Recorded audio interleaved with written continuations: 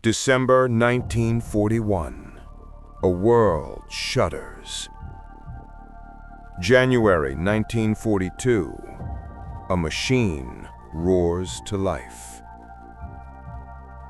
In less than 6 months, the global war shifted gears forever. One moment, the Pacific skies burned red over Pearl Harbor. The next, the Atlantic darkened with German U-boats prowling beneath the waves. Across oceans and continents, the world trembles, and in the heart of America, factories that once built cars and toasters begin forging tanks, bombers, and steel giants. This is the story of 1942, the year when fear became fury, when chaos became coordination, when the fate of the world began to turn. The attack on Pearl Harbor wasn't just a military strike, it was a shockwave that split history in two. The United States, until that day, had been divided between isolation and intervention. But on the morning of December 7, 1941, that debate ended in smoke and fire.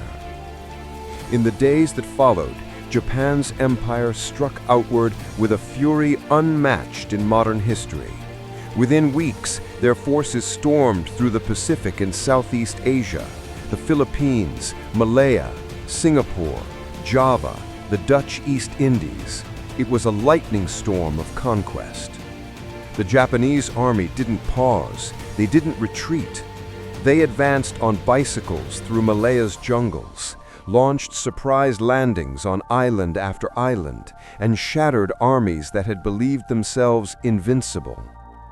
British strongholds like Singapore, called the Gibraltar of the East, fell in just days. Allied soldiers surrendered by the tens of thousands. But behind these victories was desperation. Japan was not fighting for glory alone. It was fighting for survival. Cut off from oil and raw materials by Western embargoes, Tokyo's leaders made a deadly decision. If the world would not trade, Japan would take. The islands of the Dutch East Indies glistened with oil fields and rubber, exactly what Japan's war machine needed. In one of those fields, a Dutch lieutenant watched in horror as his men set the wells ablaze to keep them from enemy hands. He later recalled, "I saw a huge flame, followed by exploding barrels spewing petrol high into the sky. The night itself," he said, "burned like day." For millions across Asia, the war had come not as distant thunder, but as fire in the streets. While the Pacific drowned in flame, the Atlantic became a graveyard. In the first half of 1942, German U-boats waged what Admiral Dönitz called Operation Paukenschlag, the drumbeat. It was a symphony of destruction. Submarines slipped silently along America's coastline, hunting tankers and freighters in full view of city lights that glowed like targets. In those months, the ocean turned deadly.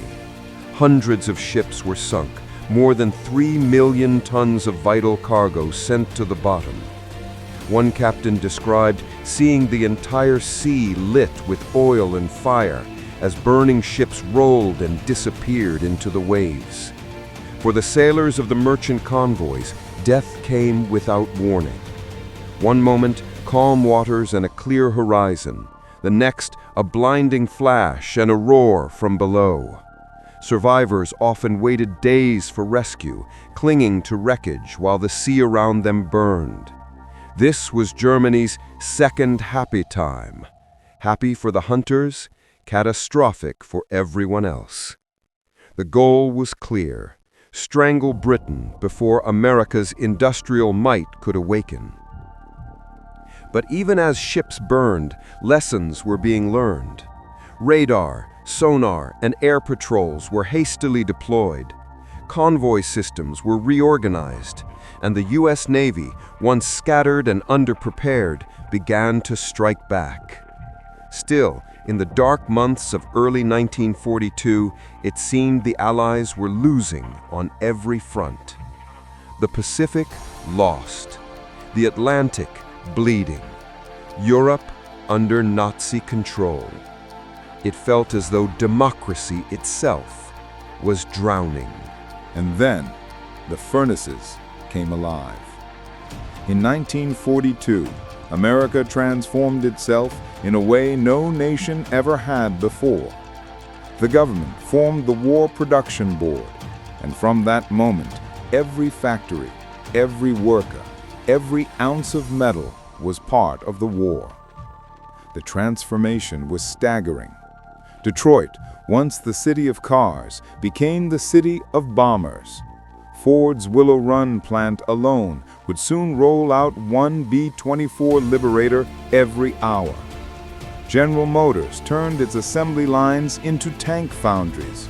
Shipyards like Kaiser's in California built Liberty ships faster than anyone thought possible, some in less than a week. Steel, once meant for bridges, now armored tanks. Aluminum, meant for refrigerators, became wings. By the end of 1942, the United States was producing weapons faster than all Axis nations combined. Planes, tanks, ships, hundreds of thousands of them, pouring off the lines.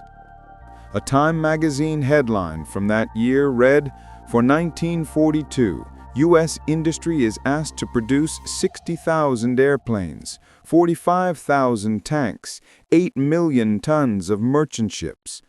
The request sounded impossible, yet it was met. But this wasn't only an industrial miracle, it was a social one. Women stepped into the roles men had left behind. They learned to weld, rivet, and operate massive machines. Rosie the Riveter became a symbol, not just of women's labor, but of American determination. Every rivet she drove was a message: this nation will not fall. Men who once sold bread or built cars now learned to fly bombers or sail destroyers. Families rationed sugar, rubber, and gasoline. Communities held scrap drives. The whole country was one living organism focused on one single word: victory. It wasn't glamorous work. It was exhausting, endless, often dangerous, but together it built the backbone of the Allied war effort. And by the time 1942 ended, the arsenal of democracy had become reality. While American factories thundered, the human cost of war continued to rise. In the Philippines, Allied troops under General MacArthur made their desperate stand on the Bataan Peninsula. Starving, outnumbered, cut off from supplies, they held out for months. When defeat became inevitable, MacArthur left for Australia under orders, but before leaving, he made a promise that would echo through history: "I shall return." When Bataan finally fell, over 76,000 Allied troops were captured. Their fate on the Death March became one of the darkest chapters of the Pacific War. Across Asia, local populations found themselves trapped between empire and occupation. In Java, a 17-year-old Indonesian recalled watching the Japanese army sweep away the Dutch forces in a very short time. To him, it was the end of one empire and the beginning of another. Everywhere, the world seemed consumed by movement: soldiers marching, ships sailing, machines hammering. It was as if the planet itself had gone to war. By mid-1942, the tides began to shift, though few realized it yet. In the Pacific, Japan's streak of invincibility came to a sudden halt at the Battle of Midway. In a 4-day clash in June, U.S. Navy pilots sank 4 Japanese carriers, the same carriers that had attacked Pearl Harbor 6 months earlier. It was more than a victory, it was a turning point.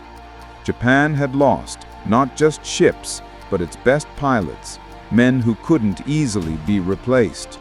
the balance of power in the Pacific began to tilt. For the first time, the Japanese advance stopped,